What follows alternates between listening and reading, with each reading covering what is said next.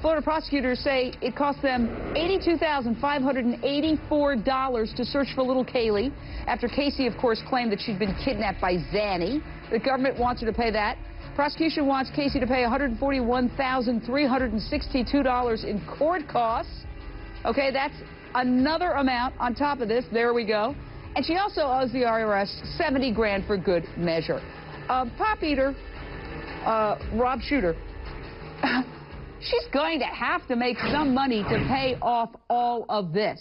Oh, now, what do you know about all the drama surrounding will she or won't she sell her first exclusive interview? She has been trying. Her lawyer has been in New York. He's met with several networks to try and sell this first sit-down interview. Now, the backlash has been so strong that NBC said today that they will not pay a penny. But this is where it gets really interesting, Jane. Often news networks do not pay for interviews, but what they do pay for is to license footage, videotapes, photographs, and that's how they get around it. What NBC has said today is that they are not going to pay a penny for an interview or to license footage. So her world is getting smaller and smaller as far as how this lady is going to make some money. It's going to be very difficult. Well, and that brings me to my next point. TMZ reporting tonight that a new video shows Casey on her first night of freedom leaving her former attorney Todd Macalusso's plane and holding a bottle of Corona.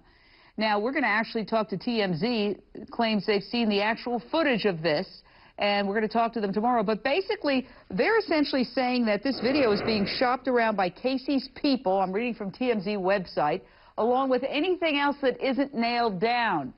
Your thoughts on that, Rob Shooter? I've worked with celebrities a long time, and often celebrities will set up these photo ops where they're with their children, they're in the park, they're drinking, they're out. Sometimes Lindsay Lohan is seen with products that she's carrying.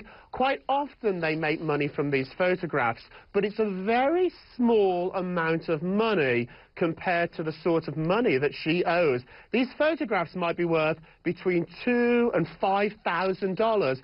A nice chunk of change, but nothing compared with this sort of debts that this young lady has. So what I'm hearing is, if in fact the big three have said, ooh, this is too dicey, we're not doing this, we're not going to pay for licensing fees for videos or for photos, we're just not going to pay her in any way, shape, or form, or her corporation, or any of the other loopholes, then where does she go?